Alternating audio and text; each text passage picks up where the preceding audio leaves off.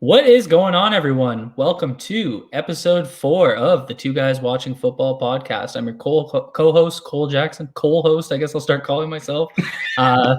Cole Jackson. I'm back with my main guy, Michael Crawford at Abukari. MC, what's going on, my man? What's up, Cole? I like Cole host. I think I might use that too because it just shortens everything and just makes it easier. How great was that recovery, though? I recovered well. That's what the pros do, man. That's what the pros do. It's seamless. But no, I'm doing well. Trying to beat the heat here in the DMV area. You can see I've got the shaved head. I've been telling you and others on Twitter about my air conditioning woes, and I'm still in the midst of them as we speak. Well, hey man, come up to Canada because we all live in igloos up here, so you can just cool yourself in one of the igloos in my backyard. I'm gonna have to leave when like real winter comes. Yeah, I'm not good for that. Yeah. So today, busy June 7th day in the NFL. The Ravens with a couple of signings that we are going to cover, and we are going to bring in great friend of the program, first appearance, but first of many, I'm assuming. We have Mr. James Ogden at NFL Ogden on the Twitters. You can find his work both at redstarbaltimore.com, his own website, and newest writer with Russell Street Report. James, how's it going, buddy? Not bad, Cole. Nice to be with both you and MC. And as you guys have noticed, James is joining us at midnight from Britain, and I love it because now we get to make a joke. What happens when a Canadian and a British guy walk into a bar talking about football? It gets a little crazy. So thanks so much for joining us. We're happy to have you. Like I said, first of many, and we're going to cut up a couple of signings. We're going to start with the Gus Edwards signing. So contract details coming to you courtesy of at Ravens Salary Cap, my personal go-to for all things Ravens Salary Cap. He always cuts things up really nice. So we are looking at 2-year, $10 million extension. When you include this year, it works out to 12.384 over the 3 years. His cap numbers, these are preliminary. I'm assuming they'll be finalized soon. So he's looking at a 2021 cap hit of 2.25, which actually saved the Ravens $1.134 million. 2022 cap hit of $4.5 million, and a 2023 cap hit of $5.63 million. So this has been a big topic. Will the Ravens keep Gus Edwards around? Will he get paid? Turns out it was the best of both worlds. I think the Ravens got a killer deal. I'm a little shocked based on his performances. James, what do you think of his contract?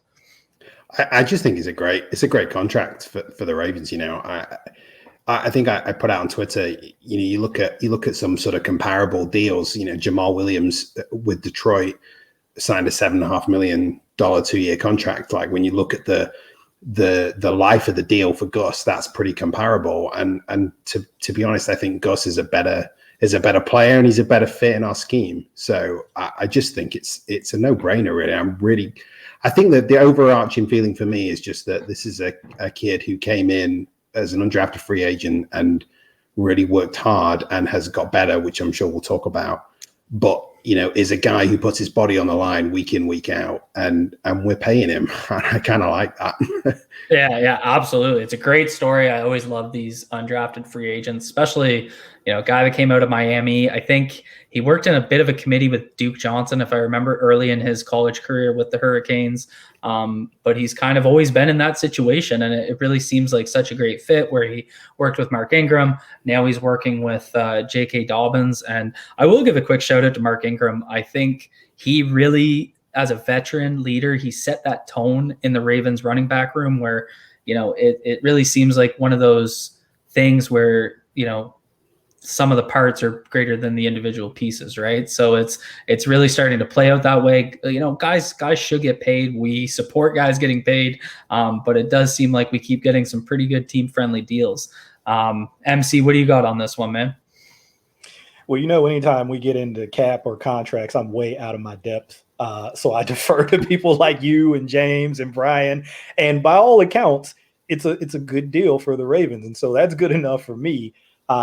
You know, I'm much more comfortable in the film world. And so for me, the thing that I've always liked about Gus aside from what you see on the field, which, like James said, I know we'll probably dive into that a little bit more, is just his mentality, right? It's one of those team guys who will do whatever you ask him to do, whether it's playing on special teams, whether it's, you know, being essentially the dive back primarily in an option scheme. And you know, even when he had games where he really played well, if you think back to 2018 when he basically became the starter around the same time that Lamar became the starter, I mean, I think he had like a 6, 7, maybe even 800-yard season. I forget exactly what the number was that year, but you know, that's not chump change for a guy who didn't play the whole season. But every year, even though they brought in people essentially to replace him, you know, they signed Mark Ingram in 2019, they draft J.K. Dobbins. He just approaches it with the same attitude. I'm just going to come in, I'm going to do what I'm asked, I'm going to work as hard as I can and prepare, and whenever they call my number, I'm going to produce. And how can you not love a guy like that? Absolutely. And yeah, like, let's jump right into it. Let's jump into the performance, because I know all three of us are film guys. And, you know, I'll start off by saying you can dig up there. I should have deleted them, but you could dig up some tweets after 2019 from me. And for context, for those out there who haven't followed my work since then, it was Mike charted all of our 2019 runs. And so by doing that is we were able to break down each running back's statistics by the run type. And so the reason I was hard on Gus, I'm going to kind of defend myself, but I'm also admitting I'm wrong. But there's some rationale. So what we noticed is on option concepts, which is mostly the veer, read, veer option, whatever you want to call it. But on option concepts with Lamar, his numbers were like 6.5 yards per carry. And then if you looked at his numbers on power and inside zone or outside zone, they were a little bit worse. And so the option concepts really boosted his numbers. So my take back then was, I don't know if he'll be able to kind of carve out a role where he's going to stick in past his kind of cheap years, because he needs to show that development where he can, you know, run the full. It's kind of like he was basically it wasn't that he was bad at other concepts, but he was only really good at one concept. And so what he's done, and to his credit, is he has built on that. And I think mostly the piece of his game that has come the furthest is his vision. The reason he was such a great fit for the option concepts was his acceleration to the line. He had that, I think in 2019, he didn't have one negative run play because he was always at least getting back to the line of scrimmage. And that's because he was a decisive runner. And when you're running a gap concept, you know what gap you're going at. He was just 110% pedal down at that gap. So when he had to use a zone play and do a little bit more read and react, build off of his offensive line, that's the part of the game where he had to develop. I didn't think he'd do it. He's proven me wrong. So, you know, I'll turn it over to James. What do you think on that? Yeah, I mean, I was right there with you, Cole. Like it was easy when you watch the film to just get a feel that he was more comfortable with the veer, and it was just point me in one direction and I'll go hit it, and that's kind of all he did, and that was all I thought he was, and it's kind of ironic that I think. My opinion back then is the same thing we're getting on PFF for with Dobbins, which is kind of overrating the impact of Lamar. I felt like Lamar was having a big impact on his success. And the thing I forgot was that guys develop, and this guy really developed. And I'm with you that the vision was one area that I thought needed the development, and it obviously got there. You can see now the thing I love about him is the little adjustments he makes at the line, even on the veer. Like even on the veer, they will take that gap, they will take the A gap away, and you'll see him make those small adjustments and get yardage. And what's really great is that we're now starting to see what the other thing that I think is his big thing that he did have in college. Which is his contact balance. Like when he gets to the second level, which he now can more frequently, and in less scenarios where he's just stuck his foot in the ground and got north and south, You can see that contact balance. He never goes down with the first hit. He takes that hit, rides it, and carries on. And it's these kind of stories that you love, because he has taken himself to another level. And I think you're right to call out Mark Ingram's role in the development. I think the big thing for me is, I heard Dobbins talk about how important it was when he got to Ohio State to understand the importance of understanding the scheme. And I think Gus has got to that level now where him and the scheme are one, and he's a different guy. Absolutely. Yeah. MC, what do you got, man? I know that you have a ton of experience, especially looking at the concepts from your charting. Like, what can you tell me? Yeah, I'm not going to sit and pretend that I was, ahead of the curve, or that I could see that he was going to be this consistent. It was actually 700 yards in 2018. It's 718 actually, and it's been 718, 711, and 723. I mean, the consistency is crazy. So I'm not going to sit here and say that I saw that coming.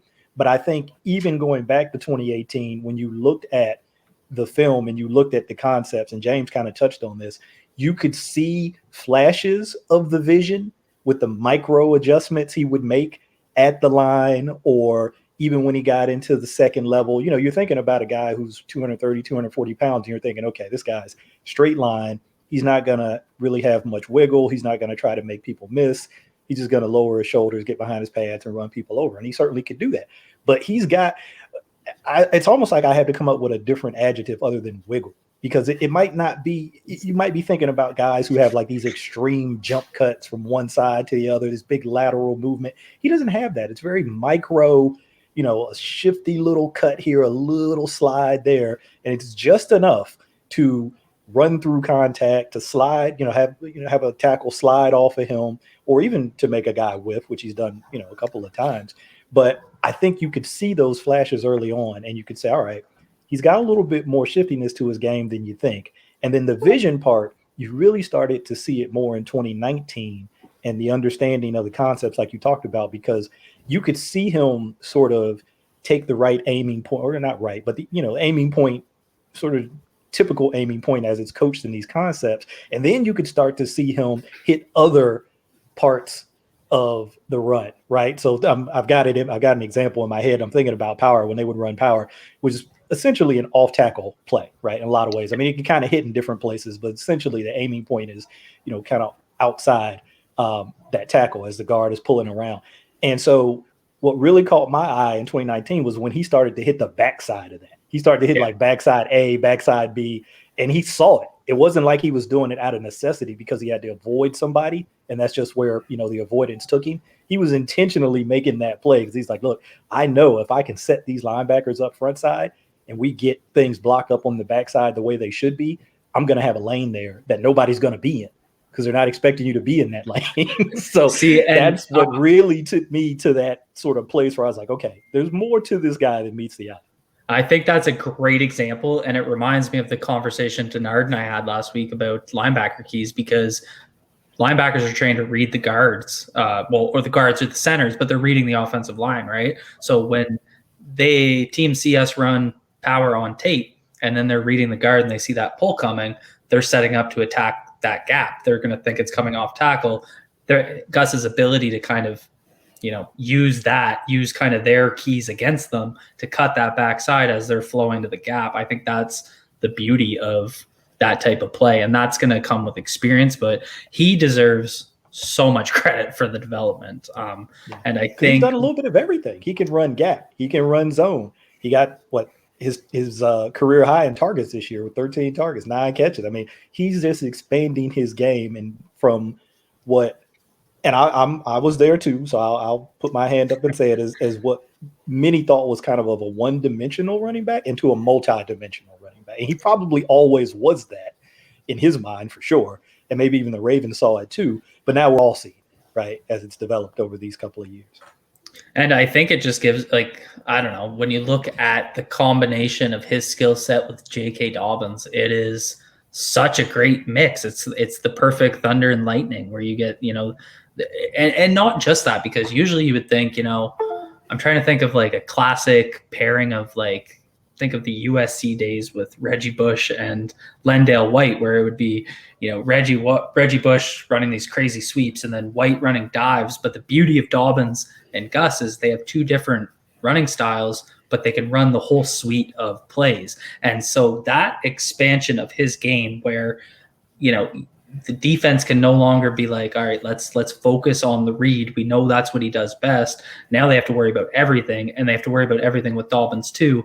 And Lamar's out there, and now we have some really interesting wide receiver options. It takes that, the way you can work against the defense, it takes it to a whole nother level. But I think that kind of combination between him and Dobbins is going to be deadly next year, because they could just do everything.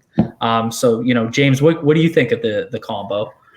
Yeah, I was going to say, I think, wasn't it the Giants that did they call them Earth, Wind and Fire, with Brandon Jacobs and Ahmad Bradshaw and someone else? There was another one as well. Yeah, so it feels like I kind of want to throw in Justice Hill, who's completely different again. And maybe we'll see him used a little bit more. I kind of liked when we used him occasionally last year and then at the back end of 2020.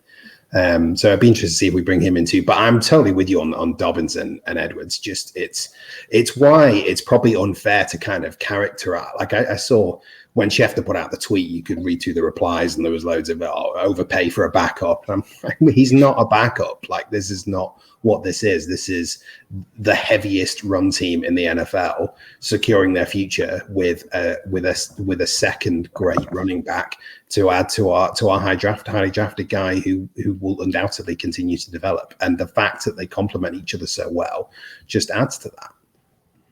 Yeah, absolutely. And to be fair, Gus technically started half the games last year. So, and it was kind of Gus that took over the starter role from Ingram, and Dobbins was always kind of Gus was playing the first drive, and then it was a little bit of a change of pace going to Dobbins. And that kind of changed as the year went on. I think we really saw Dobbins take over the backfield. It just kind of felt like there was more energy, but it really allowed really allowed Edwards to kind of come in and bring a change of pace that was a different type of energy. When you're getting exhausted from chasing Lamar and Dobbins around the field, and then Gus comes in and runs your ass over, like, that's a long day for a defense. And so I think, I can't remember which game it was where we ran for like 245 yards after the bye, and it was kind of like the run game's back, but Dobbins and Edwards both had big days. And I think it's really what you can expect from that duo. MC, what do you think about the two?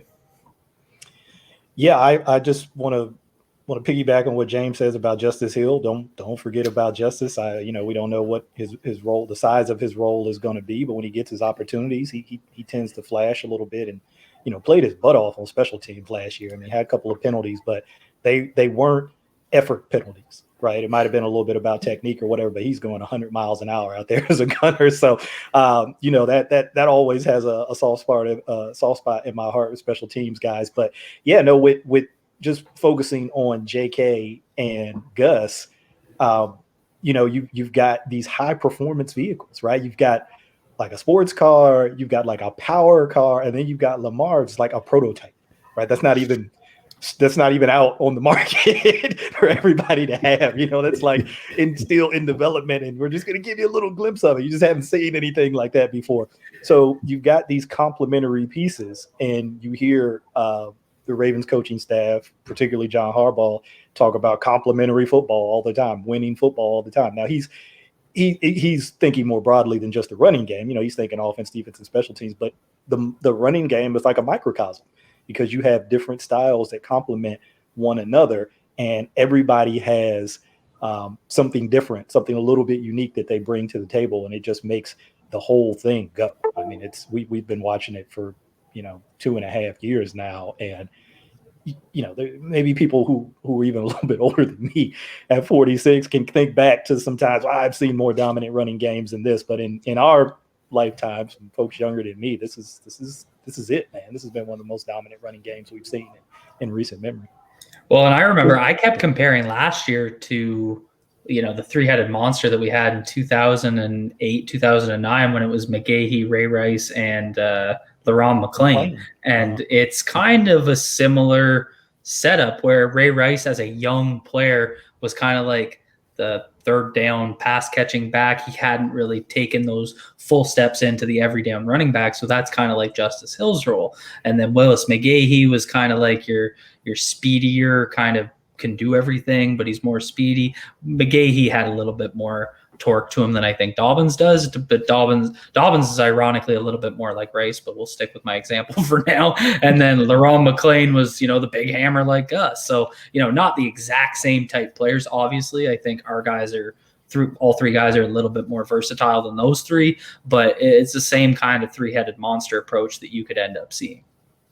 Yeah, you see those archetypes too, right? Like with whether you use that, which is a great example, or if you look at Jamal Lewis and Priest Holmes, you know, that you see these archetypes that the Ravens like to build. And it's no surprise because the previous GM and the current GM have been here for all of them, right? They've seen how all these things have been built. And so they understand how to construct the overall roster, obviously, but even these different components, because they're like, hey, we've seen this before. We know this particular archetype works really well. And they're not going to be the exact players, and it's not going to be the exact scheme, but like James and I were talking one day, they're not necessarily set formulas, but things are formulaic, right? There's certain ways that you put things together where the individual pieces might be a little bit different, but the overall sort of approach is sort of reminiscent of something you've seen before. I'm sorry to cut you off, James.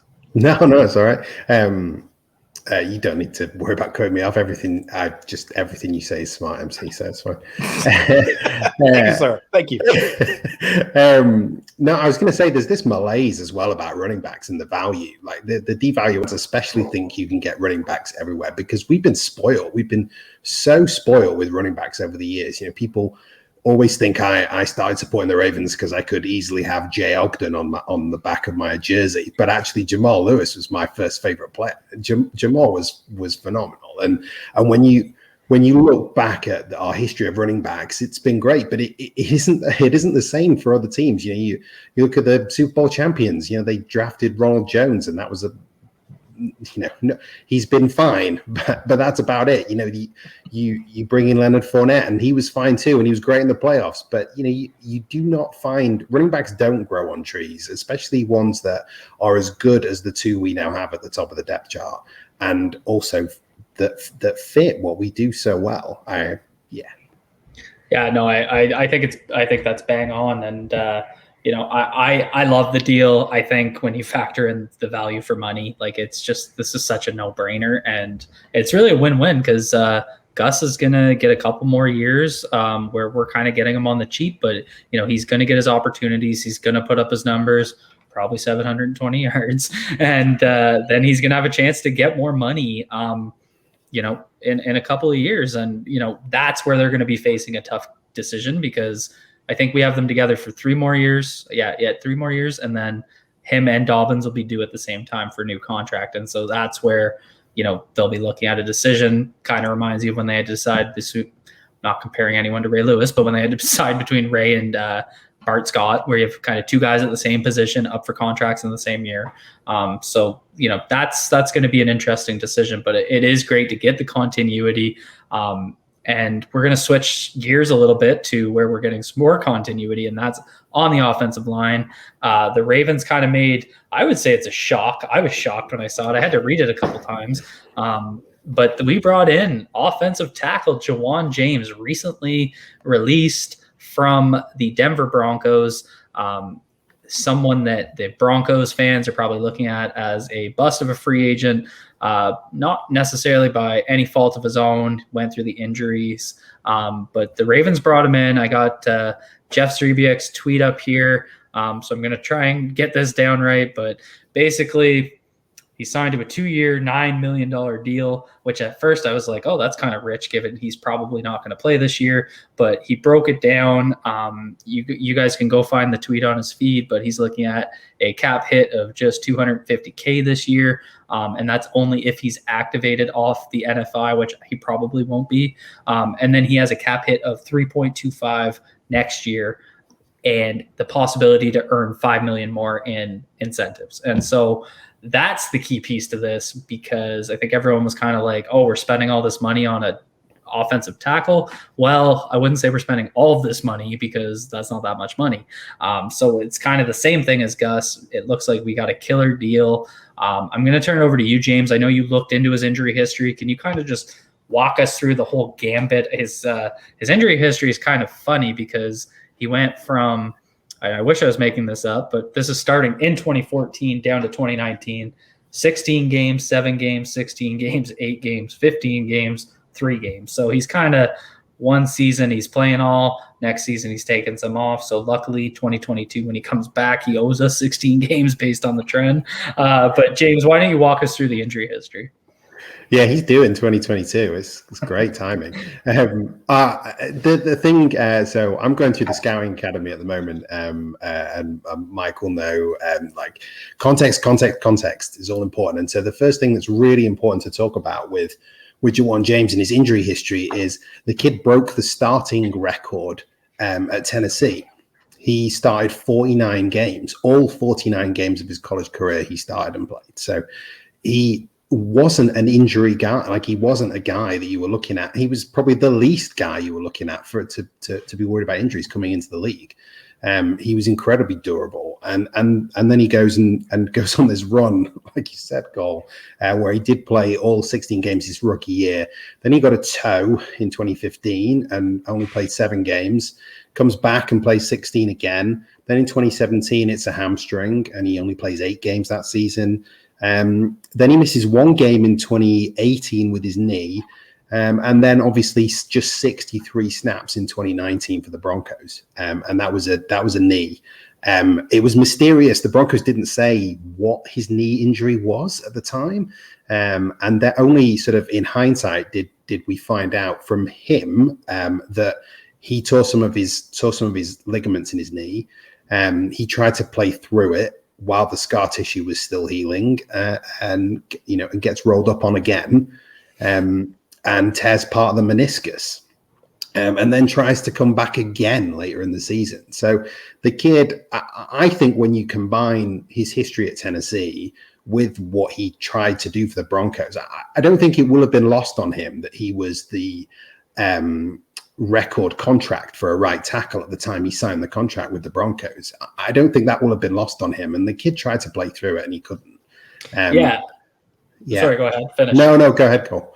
I was just going to say, that's one of these things where, MCU and I talk about this all the time, because, we focus on, these guys as they're almost human resources to us, because, it's just guys that we're paying to play football. And sometimes we aren't privy to some of the behind the scenes details. And so, obviously no one wants to sign a guy that can't stay healthy. It's frustrating. You're dumping cap into him. I get it. I'm not saying anyone's wrong for that, but at the end of the day, you can acknowledge that and also give someone respect for, he was working his butt off. He was trying to get out there on the field.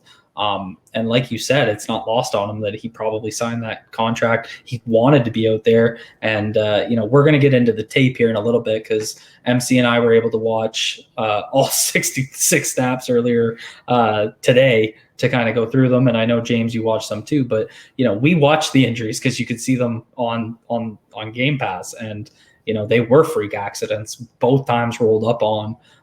Really unfortunate. And you could see in the later games after the initial injury in week 1, he just didn't have the same mobility. He wasn't the same player, but he was working to get out there. And that's something that you have to respect at the end of the day.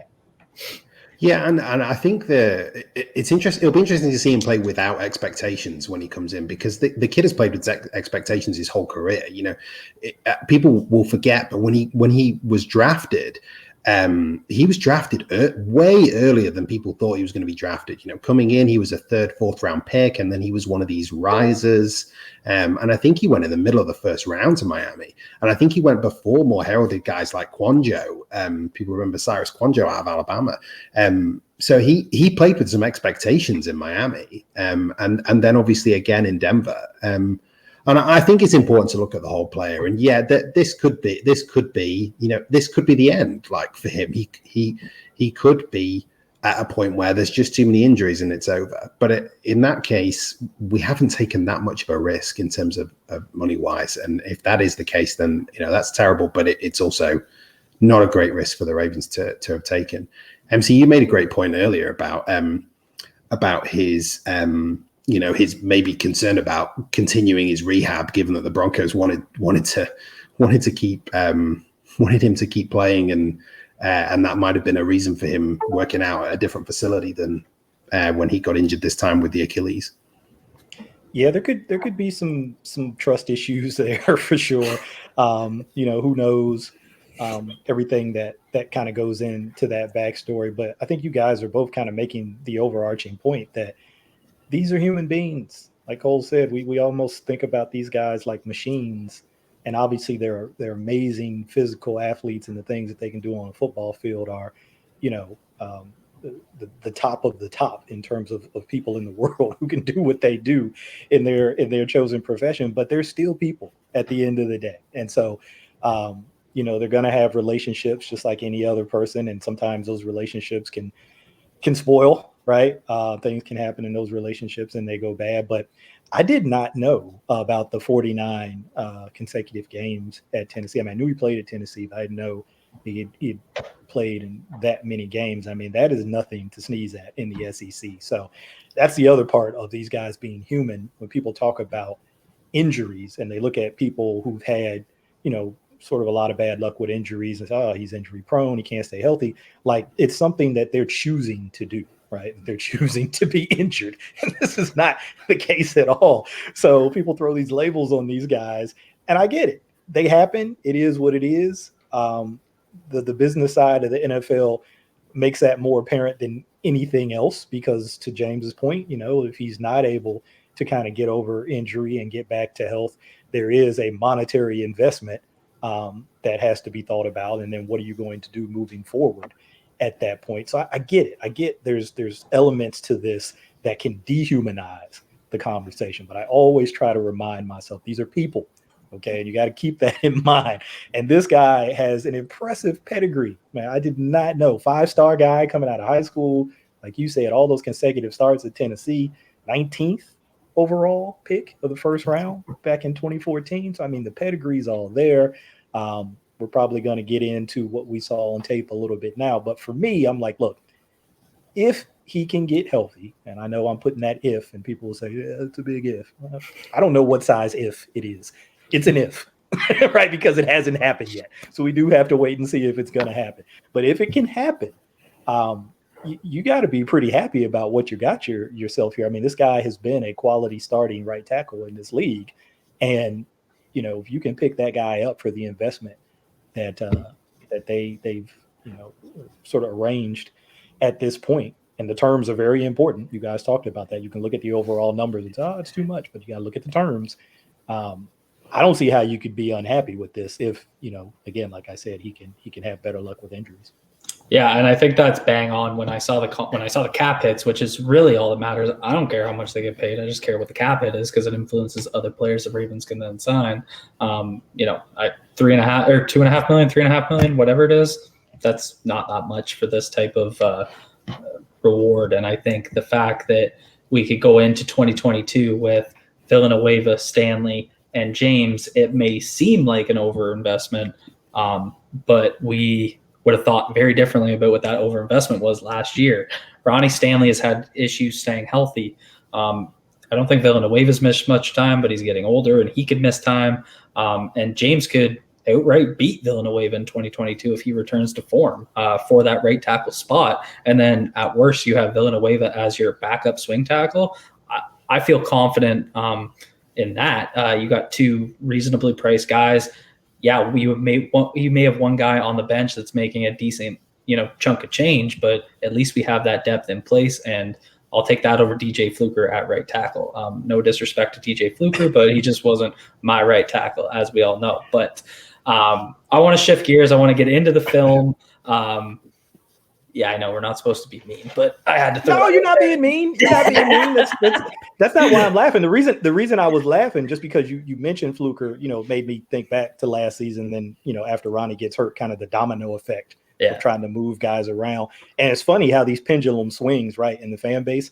So last year, and maybe even a couple years before that, there's been all the complaints about not enough tackle depth. They don't have enough tackle depth. Now you got guys, right, legit guys, starting guys, Villanueva, Jajuan James. Well, they overpaid for one guy. He's injured all the time. The other guy, he comes from Pittsburgh. All he does is pass block. He ain't run block. You wanted tackle depth. You now have tackle depth, right? And the thing I think you always have to remind yourself about free agency, whether it was during the actual sort of, first part of free agency where things are flying all over the part, or then this part where the Ravens really like to do their shopping as things get quiet, is free agents are available for a reason.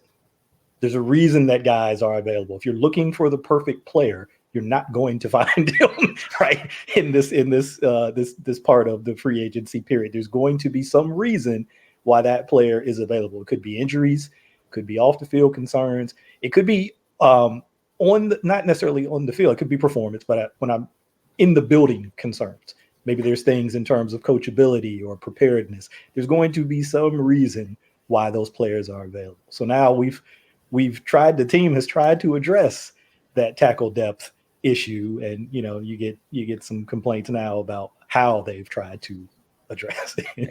Just be happy, folks. I know I am. I feel good about it. So let's shift gears. Let's get into the film. So overall context, James was lucky enough to jump into some 2016 film when he was with the Miami Dolphins. It was probably his best season, and it really shows what his ceiling was. And I'm not willing to say, based on what I saw when he returned from injury in 2019, and MC and I watched that earlier this afternoon. Like, I don't think we can say he can't get back his mobility to be the type of player he was in 2016. So I'm just throwing that out there because he's not that old. Like, I think he's going to be 28 this year. So in terms of what his ceiling is, I think going back to 2016 in Miami. So James, why don't you walk us through? What'd you watch? What'd you see? What'd you like? What'd you dislike? Like, walk us through it. Yeah, so I watched a couple of games from his 2016 season, as you said. I mean, the first thing to point out when you're watching it is, like, if he does play for us, this play is 6 years removed, so we don't know what he's going to be like, what toll the injuries will have taken on him. But in 2016, I suppose what you saw, and to be just for added context, the game that was most interesting was against Arizona. I know it's an interconference game, but this was peak in 2016. If you remember, this was peak Calais Campbell, peak Chandler Jones. So to be able to see him against that level of competition, I thought was interesting. I think the first thing to note that I thought was interesting was that I always try to watch the tape and then go back and look at the athletic testing. I obviously don't remember what his athletic testing was from the combine. What I saw on tape, especially in pass protection, was a really kind of quite a fluid lateral mover. He moved pretty well in his kick slide, I thought, and that helped him. Helped him sort of account for some of the deficiencies I saw with his hands. He was a little bit wide with his hand placement, with his punch. There was definitely a lot of pop in the punch. Like he had a decent strike. And I think that then sort of was in contrast to his play in the run game. He played in a lot of zone in Miami, and he looked a little lost in the second level. Like, his lateral movement, when he didn't have to react in pass protection, when he knew what he was doing, when he had the kick slide mapped out for himself, he was fine. When he had to react a bit more, he just looked a little bit more lost in space. And that kind of chimed with his athletic testing as well. When he tested pretty well in the short shuttle and the 3-cone. He didn't test as well with his 10 and his 40. So, he wasn't a great linear guy, but he could move laterally when he's got a path. So that was encouraging, I felt. And what was also encouraged, I think he did okay in some of the more man concepts they ran, but it was okay. There's definitely some deficiency there in the run game. But what I saw was a guy who really competed against Chandler Jones when he went up against him, and that impressed me because that was peak Jones at that time. I also felt we could get into a long discussion about length now. He has 35-inch arms, but I actually don't think he deploys that length particularly well. So I did see time, and to be fair, Chandler Jones has got long arms himself, so it could have just been that game really. But I saw plenty of examples on film where he didn't really deploy that length that well. At the apex of the rush, it felt like he was getting strong armed a little bit. I saw some very effective long arm moves against him. So that for me was where I was. I feel like, a kind of a pretty good lateral mover that worked well in the kick slide, in the pass protection. I felt he was good with hands with some deficiency, and I thought there was a lot of deficiency in the run game.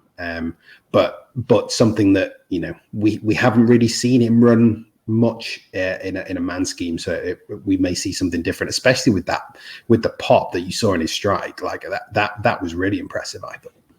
That's interesting, because a lot of the things you're saying, I'm going to turn it over to MC now, and I think we're going to see a little bit of similarities in the comments talking about his 2019 film. So, Mike, why don't you cover 2019 for us?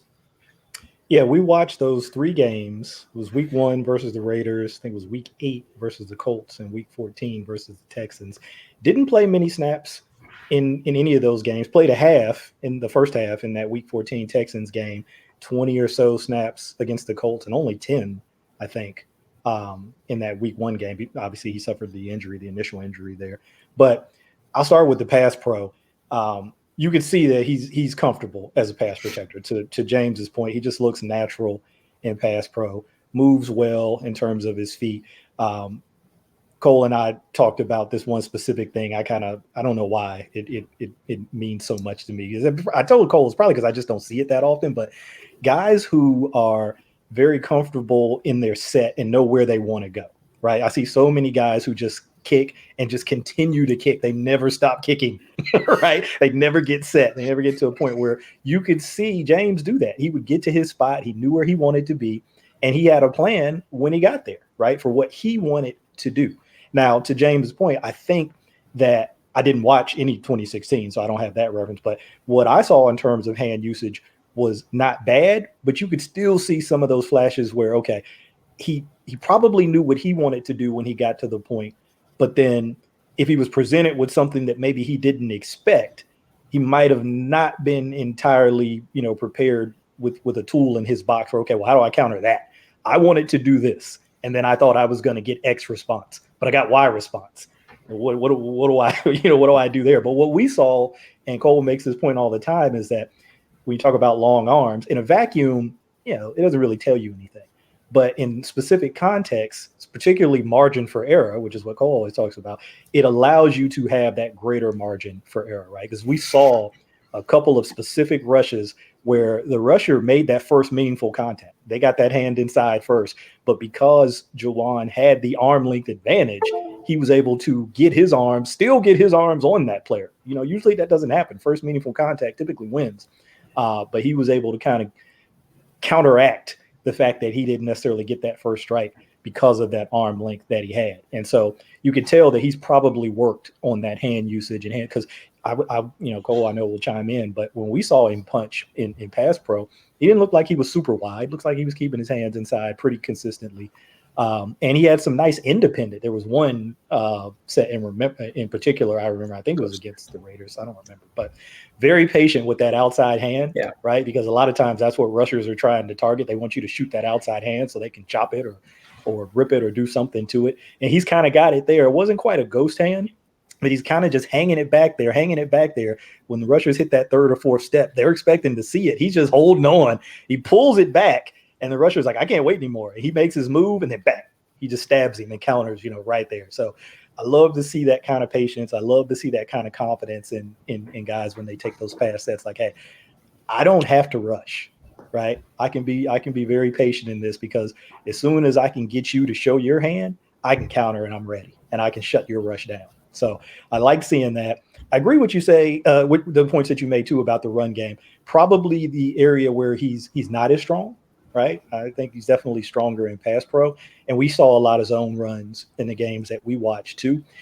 one thing that I liked about him in zone, whether it was zone runs or even in pass protection, where they're almost running like a slide, so it's almost like a zone protection, right? In that sense too, where you're kind of protecting a gap, is he seemed to be very aware of helping his teammates, right? Front side and back side. He'd have both hands out there, his head's turning both sides, and he would work this shuffle, right? Where he was not really necessarily moving forward, maybe slightly forward, but just kind of shuffling in place where if somebody came inside, right? He's right tackle, and let's say he's got a tight end outside of him and he's got his guard inside, obviously. If a defensive lineman comes inside the guard to his front side gap, he was in position to kind of help. If somebody spiked inside the tight end to that backside gap, he was in position to help most of the time. He just had a really good sense of awareness about, if I just stay right here and try to stay square for as long as I can, not only can I get my block if I got a man on me, but I can help either way. If somebody comes from either one of these sides, I can help my teammates out. And I think that's kind of an underrated point when you think about O-line. I mean, guys who've played on the O-line and coached O-line like Cole, they know that 5 guys have to see, through one set of eyes. Everybody's got to see the same thing, right? And he seems to have a really good sense of that. But obviously we run a ton here in Baltimore. And so if you're looking at, run game, you say, okay, zone, okay, right? It's all pretty good movement. I think you see some of the mobility that is an advantage to him in pass pro can also be an advantage in the run game in terms of getting to the second level, in terms of trying to get across guys' face and cutting guys off on sort of those cutoff blocks on the backside, or even like a front side reach. But it's different. And I know Cole could probably describe this better to me, but there's something different between how he moved in pass pro versus how he moved in the run game. Yeah, and I think I played in a zone scheme and I coached a zone scheme, so it's something that I'm really comfortable with. And so I was using this terminology with Mike earlier, and the best way to explain where I think his biggest deficiency was getting out in space is that, and this is just terminology I use and I can explain what it means, is he didn't do a good job of getting guys in their chute. And so what I mean by that is, if he's reaching a level 2 blocker, he has to get his feet in order and square his body to the guy. So getting a guy in his chute, like when you're in a chute doing a bag drill. So that's just something I always said to my players, or said to myself, is, get him in your chute and then drive block him. And so, we looked at one where he reached, I think it was Cunningham from Houston, and he's doing zone left from right tackle. And so he needs to get, his right foot ahead of his left foot, and then, get low, get ready to drive. And by the time he made contact with him, his left foot was almost at the center of Cunningham's body. And so basically what he did is just gave him an inside shoulder check like that. And that's not getting anything done. And so that's where, it kind of goes back to something Denard and I talked about last week about linebacker play. And it's, he basically plays too fast. So that was my biggest takeaway. He's not patient in the run game. He doesn't get guys in his chute. He doesn't set himself up. And I think he needs that, more discipline. And it's ironic because he does show great discipline. Like, both of you have said in the pass game, I think he's patient and he dictates the rush. And that's something that, I can jump into when I talk about his pass pro, but I think that's a very underrated thing that Mike and touched on. And so, the biggest thing I think he needs to do is, slow himself down. And so I'll go back to what Denard said last week when he was talking about the linebackers. As a coach, I want to have to slow guys down. I don't want to have to speed them up. So it's just one of those things. And, I think you can look at the commentary from James in 2016, the commentary from MC in 2019, and you can see a little bit of development. Some of the things that, his hand placement, that sort of thing. And like, don't underrate the fact that he played under Mike Munchak in Denver. That's, a very good offensive line coach. And that could be and we're talking 3 years difference. Guys watch film, guys learn, guys build on their game. So that's something to remember. And the fact that he's going to be kind of rehabbing for a year here, he's going to be working with the coaches as well, working with the teams. He's going to be in the film room. So, these are things that are going to pop out to any coach and something that he can work on. Now, when we look at his pass pro, I think the biggest thing that impressed me were his feet. Like, he has quick feet. He gets to his point. He didn't have an issue quick setting. He didn't have an issue doing the 45-degree set. He didn't have an issue doing a vertical set. I saw him give up 1 sack, and MC and I watched the play about 18 times, and he 100% that running back was going to jip him. So I will argue to the death on that. So as far as I'm concerned, he didn't allow a sack in 2019. That was on that running back. As a pass protector at right tackle, he's got to be, in the top echelon of the league. As a run blocker, he's got some work to do. But I think where he needs to do the work is, it's clear to me. I think it's kind of obvious. It's not going to be lost on him. He's got to slow himself down. He's got to square the guys up. Because the thing about him, he's a finesse blocker. He's quick, but he seems like he's mean. Like he wants, when he puts his hands on you, he's trying to end you. And we saw him finish a few guys too. And, he plays with an edge, and it's ironic because he does. And I'm assuming, James, you were bang on when you talked about his draft stock, because he went 19th overall to Miami, and he wasn't, I think it was seen as a reach at the time. But I bet when you go back and watch that Tennessee film, you're going to kind of see, and we usually talk about it with wide receivers, but you're going to see that size, speed, strength triangle, and he has that. He's got strength. There was a snap against Brandon Scarlett where MC said it about halfway through the first quarter. He was like, he's not protecting that inside. Someone's going to attack him inside. And Scarlett, sure enough, on the very next play, sets up an outside rush, cuts inside on him, and he just held him off with that inside hand. Like, his upper body strength was crazy. So, his toolbox is full of things to work with. I think the coaches are going to have a blast when they get him here. And it is going to come down to if he can stay healthy. Anyone's guess is as good as mine. But as far as him as a player, because I saw some talk about, like, is this even a starting caliber right tackle? In my opinion, yes. Like, I don't really see anything other than injuries that show that he's not good. And so I would say he's pretty good. I think he's got some deficiencies. He's not perfect. We're not going to get a perfect right tackle. He might not be top 5, top 10. I went back and looked at someone who I respect, Brandon Thorne. You can look, he usually does player rankings for each offensive line position at the start of 2020. Going into the 2020 season, he had him as and I think this was before he opted out of 2020 due to COVID-19. He had him as a middle of the pack, right in that 15-16 range. And so I think he can give you that play as his floor. I think he can play a little bit better. But I think he can come in and give you an immediate upgrade in pass pro. And I think, he's got some things to work on in the run game, but I think maybe if we can get him in a little bit more down blocking role, and, maybe they can channel some things with him out in space. So I think there's a lot to work with. I think one of the ironic things is they brought in 2 offensive tackles now where they have a major, major plus in their pass protection, but they both were kind of seen as not great run blockers. And so it's that whole, how does that fit the Ravens' identity? And does that mean they're going to pass more? And, maybe we're going to see some, air raid. I doubt it, but it's fun to think about. So, James, what do you think about the overall makeup of the offensive line now? How does he compare to Villanueva? What do you see that dynamic looking like moving forward? Yeah, if it's all right, Cole, I was going to just come back on the 2016 tape compared to the 2019, I just wanted to agree with both of you. My second note was patient with his hands. So that definitely showed up in 2016. I thought that was a great strength of his. The things I wanted to come back on were, number one, if you two thought his feet were good in 2019, then if you go back and I watched the 30 snaps of the Texans game, and one of my notes from that was, maybe looks like the injury has affected his footwork somewhat. So you'll probably see it's even better when you go back and look before. And I think I read a quote from him that said that he did feel his knee was buckling on him in the Texans game. So I think he was probably sort of countering himself a little bit. And so I actually think his feet are even better than you probably saw in that little sample.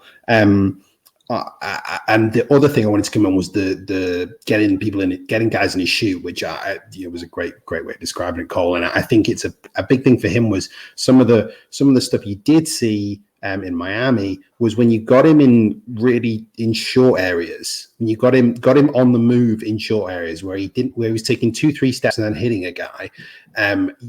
You saw a much better run blocker. Basically, it was when you were asking him to take 7 to 8 steps and get out in space that it became a problem. But when you got him in short areas and you got bodies around him, and you only asked him to make a couple of steps, you saw a lot more from him in the run game.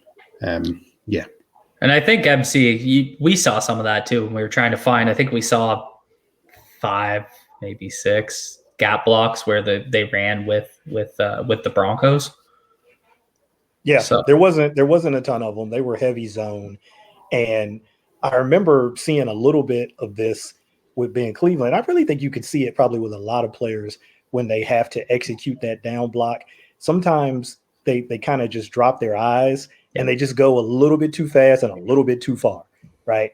And you would like to maybe see those guys stay a little bit more square. I mean, obviously you have to take an angle because you're coming down on a guy, and typically you're coming down and you're going to go up to the second level where that linebacker is, but you don't know necessarily that linebacker is going to be where he was, or pre-snap, or once the play starts to unfold, if he's going to flow this way or flow that way. So that's why that big point about trying to stay square for as long as you can, as often as you can, because it allows you to react either way more quickly, right? When you're turned at a more extreme angle on that down block, people, you might think about it, if you could visualize it like a 45-degree angle, there's like a guy off to your left, right, over the guard, and you got to come down at a 45-degree angle. But sometimes it's even flatter than that. They're taking an even flatter angle.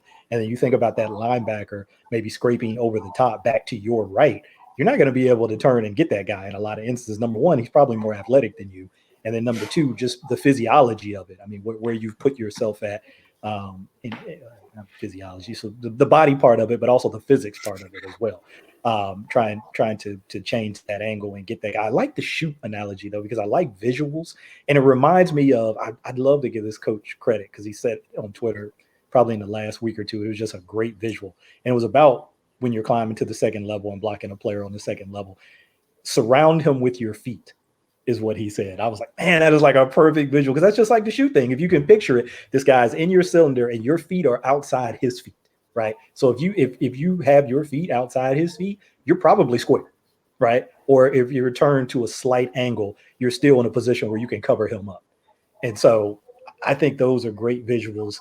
And, for guys who are, good athletes and have good foot quickness, I think like Jajuan does. And now I definitely want to go back and watch 2016, because I thought, this guy moves pretty well in 2019. His feet are even Hell better yeah. than that. I need to go see that.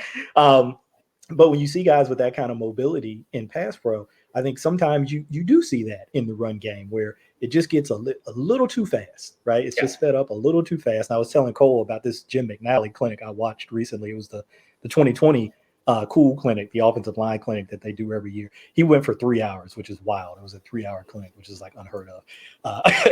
But he showed a lot of examples, and he uses a bunch of different words, right? He likes to name techniques. And so he'll come up with like his own words for it. So he'll talk about shuffle, which is a common name, but he'll talk about stuff like stuff. He'll talk about match blocking. He's got like all these terms that he likes to use, but he illustrates them with film examples, and he'll show you, let's say he picks one term like shuffle, right? And so shuffle to him didn't just mean, sort of moving left or right laterally without crossing your feet over. It actually meant gaining a little depth as you do that. So you're not necessarily going into the line. You're not taking a huge bucket step or drop step, but you're kind of just taking a slight step back as you do that lateral movement. But that's to help you get the angle on the guy, right? If you're flat on the line and he's outside and you're trying to cut him off or reach him, that's a tough angle. He's moving that way. Again, he's probably a better athlete than you. But if you get a little depth, then you're able to kind of circle him in a way. Again, you're staying square, so don't turn. Circle is probably a bad analogy because it makes you think about turning. You're just getting depth and trying to stay square, and you're able to get better angles on these guys. And I saw a little bit of that of Jajuan James, and it all kind of clicked. When you watch these coaching clinics and then you watch film, like stuff starts to come full circle. And he showed a lot of clips of the Steelers guys, different guys, whether it was DeCastro, whether it was Pouncey, whoever, different guys on their O-line using some of these techniques when Munchak was coaching there. So I'm seeing James in Denver. I'm like, man, I've seen this stuff. Yeah. I've seen some of these techniques. And you got to think, Munchak is probably teaching his guys some of these same things because he understands the importance and how these things can help. So I'm excited about it. I mean, I know it could totally blow up in my face if the injury thing doesn't work out. But, hey, it's better to love and lost than to not have loved it all. That's a great way to, and that actually brings us in. We'll go into some closing thoughts. James, I'll turn it over to you. Give us closing thoughts. Signing of Gus Edwards, signing of Jajuan James. What do you think moving forward? Yeah, well, I think the Gus Edwards signing, I spoke about it before. I just love paying a guy who deserves to get paid. A guy who puts his body on the line for the Ravens week in, week out, and we're giving him a little bit of love. And I loved the video of him coming out for practice today with a huge smile on his face. Like that was great to see. I think the James signing is just a no-brainer. It's a really good move by Eric DeCosta. I think it actually makes me feel better about the 2022 line, the 2020, but it also makes me slightly more alarmed about the 2021 line. Just because I do feel that the slight hole that is still on the roster is swing tackle. I just do worry if, and there's a little bit of risk there with Ronnie Stanley coming back off an injury. You do worry about just a little bit about how we might go in the early going with just Villanueva and maybe Tyree Phillips or someone else filling in at right tackle. That would be a little bit of a concern for me. So. But I think it's a no-brainer pickup, and I'm glad we did it.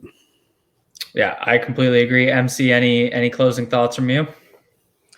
I think you just continue to see Eric DeCosta now in his second full year, going into his third full year as a GM, continue to try to build the best roster that he can. I mean, we saw this for so many years out of I can't believe I just totally blanked. Ozzie Newsome for so many years where draft and kind of those first couple of weeks of free agency, that's not when they stop, right? A lot of people think, okay, after those first couple of weeks of free agency, after the draft, right, roster building is over. They never stop. They never stop building the roster, even into the early parts of the season, even into the season.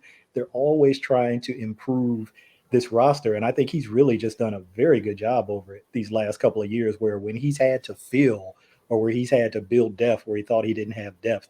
Look, like I said, when you're picking from the pool, the available talent in that pool at those times a year, you're not picking, you don't have all-stars available to you. So you got to be able to find guys who you think can come in, number one, learn your system quickly and get on the field. Think about what they did with the defensive backs last year at certain points. You got Terrell Bonds, Tremont Williams, you got these guys rolling through there and they're playing.